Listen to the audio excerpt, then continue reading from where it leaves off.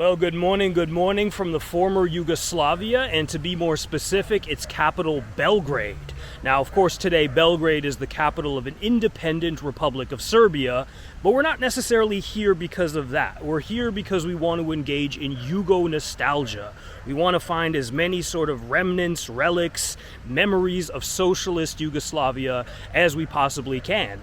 And one place that we have to visit, in fact, two places. Number one, the House of Flowers. That's where Josip Broz Tito, a giant of the 20th century, is laid to rest. And also right next to it, as far as I know, the Museum of Yugoslavia. So anyway, this is one of the things I've been most excited for. Let's go engage in Yugo-nostalgia and walk down memory lane.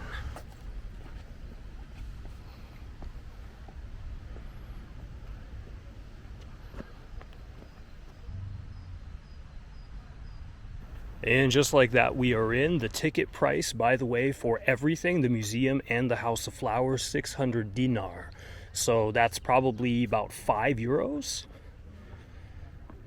Now, what's fascinating to me about Tito is the fact that he led socialist Yugoslavia for nearly 40 years, you can say. I mean, from the time he was, basically commanding the partisan forces through to 1980.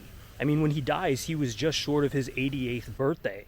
And in 1980, I was just actually watching some old news reports the other day before coming here, and a lot of them were basically talking about the fact that Yugoslavia might not be able to stay together as one country in light of Tito's death. Now, at the time, a lot of people were probably thinking, come on, Yugoslavia, it's gonna, still be able to sustain itself. But at the end of the day, it seems like Tito, in a sense, was perhaps the glue. And the thing is, he was the quintessential Yugoslavian. I mean, he was half Croat, half Slovene. So in a sense, what better person to represent the idea of a united Yugoslavia than Tito?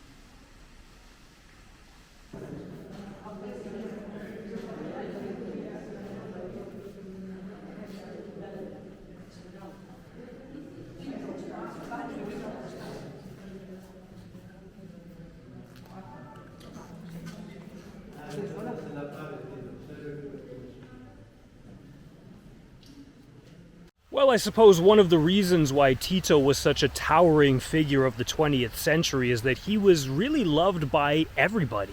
I mean, certainly at the time of his death. And what I mean by that is leaders from the East, leaders from the West, leaders from the global South. I mean, Tito was really held in high regard. And of course, it wasn't always that way.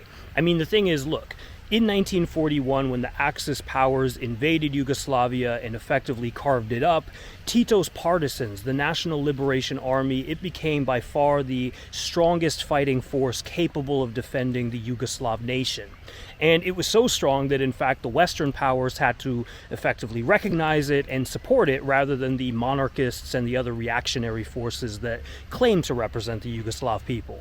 At the end of the war, Tito tries to set up a socialist Yugoslavia, and well, that's exactly what he does. And he does so with the support, with the blessing of Joseph Stalin and the Soviet leadership.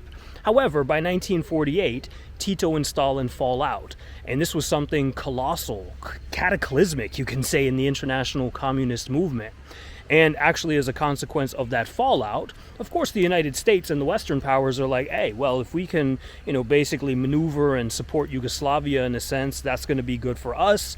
And, we want to break apart the socialist, family in a sense. So Yugoslavia starts to receive a lot of aid from the United States and the Western countries. By the mid-1950s, however, the relationship between the Soviet Union and Yugoslavia begins to improve.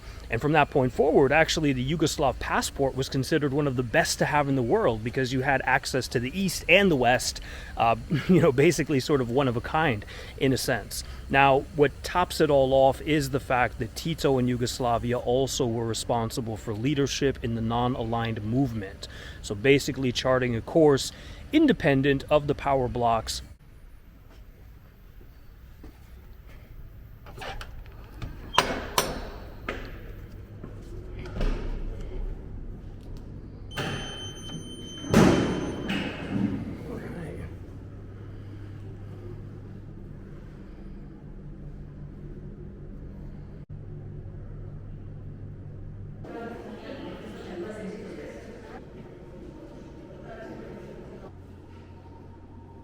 What an incredible place. And yeah, it was really interesting actually when I walked into the House of Flowers to see a guy who was not in uniform, but he went up and he saluted Tito and actually was doing it for quite a while. I was waiting to go and see Tito, and I was thinking I'm never going to get the chance because this dude is taking ages. But yeah, underscores again the fact that, in this country and across the former Yugoslavia, Yugo-nostalgia and also sort of reverence for Tito as an individual, a personality, and a politician, an anti-fascist, a communist leader, still continues to be quite profound. You could come here to Belgrade and see this and probably not know what it's for, because it doesn't really say much unless you get up close to it. But this was an obelisk put here for the occasion of the first summit of the non-aligned movement in 1961. That movement forged by, of course, Tito of Yugoslavia, but also colossal leaders such as Nehru of India, Nkrumah of Ghana, Sukarno of Indonesia, Nasser of Egypt, some absolute titans.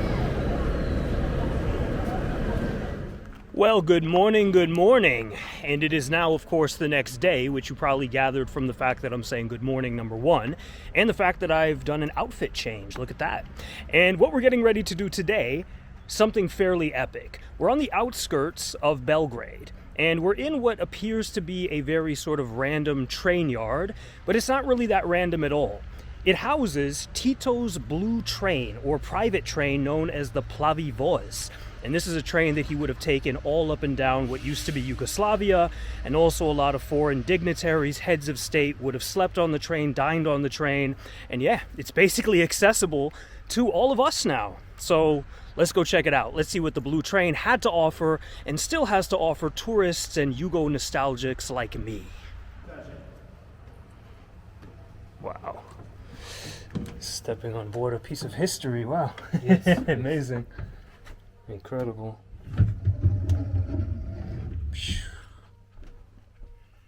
Amazing. This bed is made for De Gaulle. But the bed is made for De Gaulle? Yeah? Yes. Because he was tall? Yes. Wow. That's incredible. So just for De Gaulle. Mm-hmm.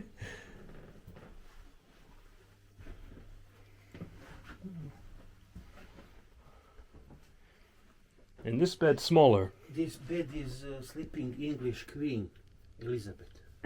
So Queen Elizabeth II slept here. Yes. Wow, De Gaulle, Queen Elizabeth, everybody. Yes. This is in one wagon to another. Wow. Entering the second wagon. Very cool. So. Yeah.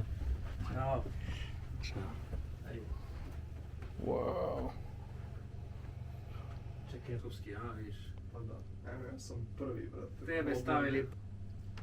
Well, how many world leaders do you think had a glass or two or three of rakia from here, from the bar?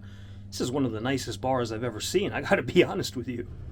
Tito and his wife Jovanka riding the train.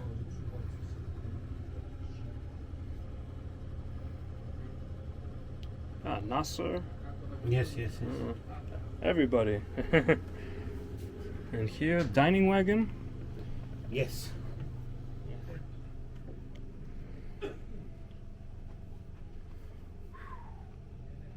Wow, a lot of photos.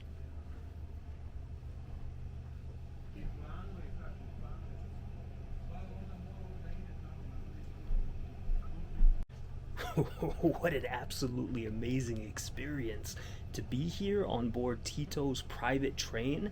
And yeah, it's so incredibly well maintained and much more luxurious than you can even imagine. I mean, the photos online don't even partially do it justice. Mind blowing.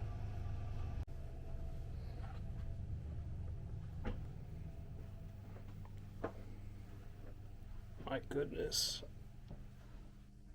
This is my type of aesthetic right here.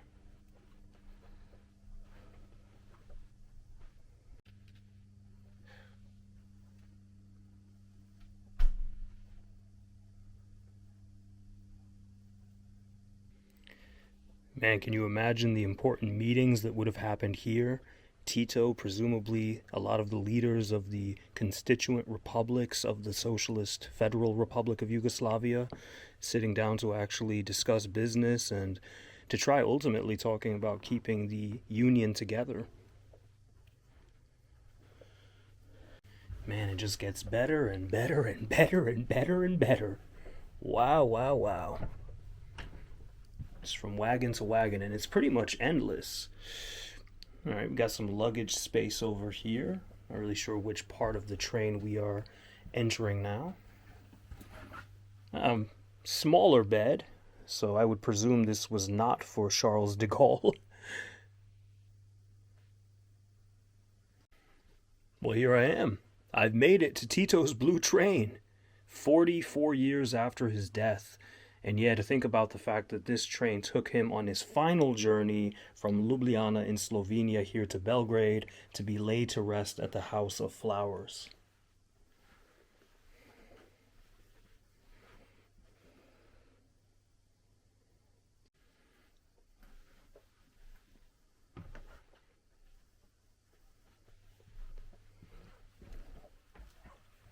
Wow. Wow. So I'm guessing, I mean, this definitely has all the appearances of being Tito's desk, where he would have spent countless hours going through various documents, trying to solve the problems of the day, perhaps at times trying to solve, you could say, the national question in Yugoslavia, trying to keep the federation together. And yeah, to think about the fact that just after his death, we began to see those very real cracks that ultimately led to the fragmentation of Yugoslavia as a country.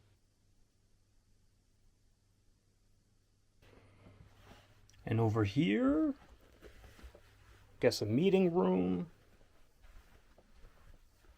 or maybe just a room for relaxation. Well, this is definitely the very example definition of socialist luxury. And yeah, man, I mean, I vastly prefer train travel to flying any day.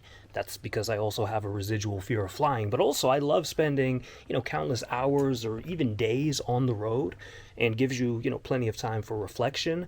Now, I'm sure Tito would have been occupied with various tasks and a lot of very pressing problems. And also, yeah, back in the day in Yugoslavia, as anywhere in the world, it would have taken a lot longer to link certain cities and republics. So imagine going from, let's say, Ljubljana in Slovenia, even here to Belgrade, or further for that matter. It would have taken, significantly longer than it would today. Of course, what's interesting is that with the fragmentation, dissolution of Yugoslavia, a lot of those old train lines are not even running. So, for example, they're just trying to get the trains up and running again between, let's say, Belgrade and Zagreb. Hopefully in the future, in, a few years, that'll once again be a reality. But wow, check this out. I mean... Well, there you have Brezhnev and Tito after Yugoslavia and the Soviet Union rekindled relations after the initial Tito-Stalin split, as it's so called. I swear you can actually smell the history up on this train. You can, come much closer to an understanding of the intricacies and the problems and the contradictions of 20th century politics. And I think nobody really encapsulates that like Tito. What a man, what a life, what a train. Could you imagine having a meal up on here? What would they have served? Presumably not just shevapchichi, although I'd be quite pleased with that.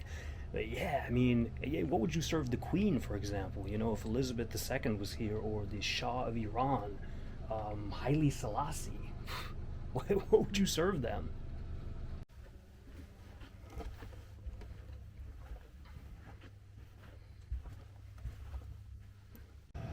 how many times would Tito or his visiting dignitaries have waved off the masses from this window right here? Presumably a little something like this.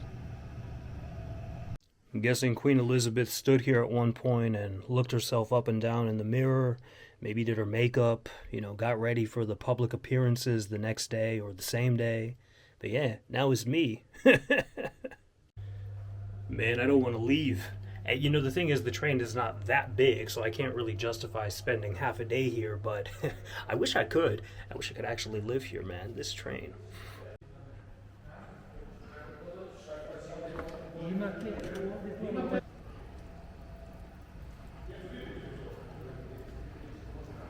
Well, there you have it. The Socialist Federal Republic of Yugoslavia, established in 1943. Man, that was the coolest shit I've ever done in my life. Incredible, man. Tito's blue train. I'm going to be dreaming about this for days on end. Man, if I was Tito, I would have wanted to spend all of my time on the road. Of course, I don't know what his private residence was like, but to be able to zip up and down what was formerly Yugoslavia in that, pretty epic.